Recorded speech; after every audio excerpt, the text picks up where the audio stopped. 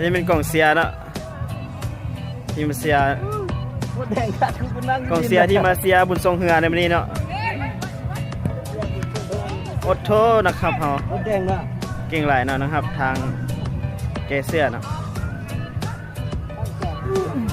ทีมสีส้มกำลังส่วงเฮือขึ้นไปเนาะ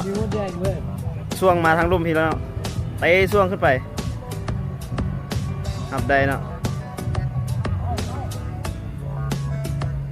เอาพากไหมดีน้ำดูขึ้นมาแล้วนะไอ้เปิดมาบุกขึ้นมาเรียกบุกขึ้นมาส่งหรือเปล่าส่งหรือเปล่าส่งแล้วนะยิงหรือเปล่ายิงหรือเปล่าโอ้บอยิงเนาะโอ้เสียดายเนาะต้องมาเบิ่งโอกาสได้ข้างเนาะว่าการเตะมุมหรือว่าเตะแจหรือว่าเตะอีหลอกไอ้แหลกนะว่ามันจะเข้าหรือได้มุมเนาะนี่เป็นฝ่ายคนเกียร์เสื้อน่าจะได้เตะมุมเนาะเตะเข้าไปเลยเนาะเข้าไปเนาะโอ้บอลเล็กมากคือเก่านะคือเตะหน้าทางเก่านะ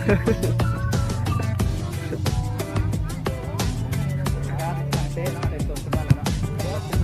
เสียดายเนาะแกเสื้อเลยบุกขึ้นมาอีกเดินเปิดงามโอ้แต่ว่าออกกลางไปขาจัง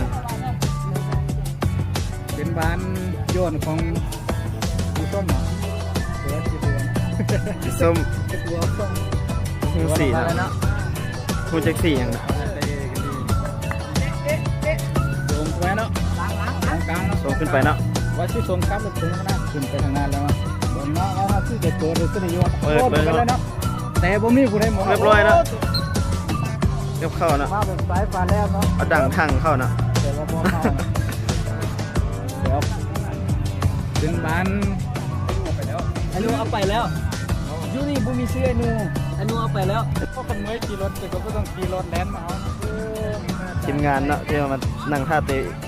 บอกเตะบานมีเรียกมีงานเนาะฝากผลงานเพลงได้เนาะแบ่งเวลานะเจ้านี่เปลี่ยนชื่อลายเลยเด้ออดทนคือคนเก่ง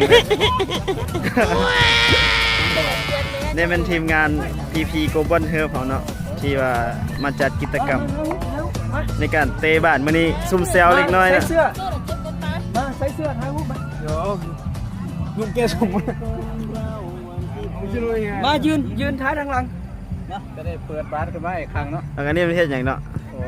เปิดกันมาแล้วมาแม่มาแล้วไปขึ้นมาแล้วใส่เสื้อเจ้า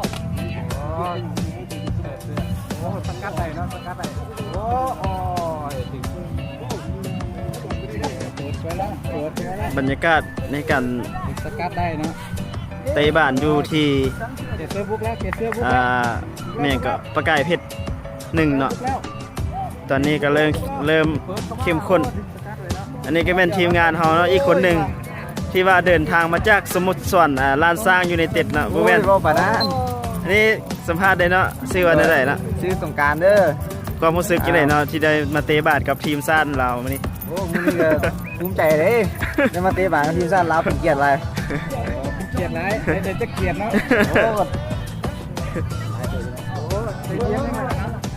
อันนี้ก็เป็นทีมชาติที่คนหนึ่งเนาะที่เดินทางมาเตะวันนี้ยังไม่จับอะไร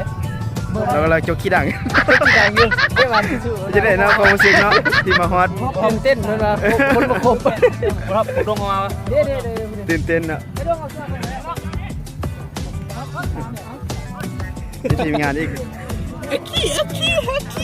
เจ้ากำลังเตะอยู่นะมาท่าเตะอยู่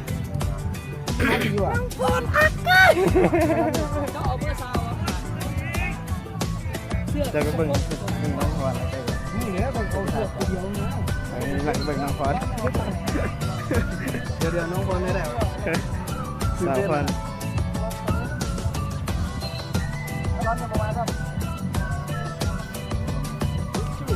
เกี่ยวแล้วไม่เสื้อนะเสื้อใหม่ดมอีก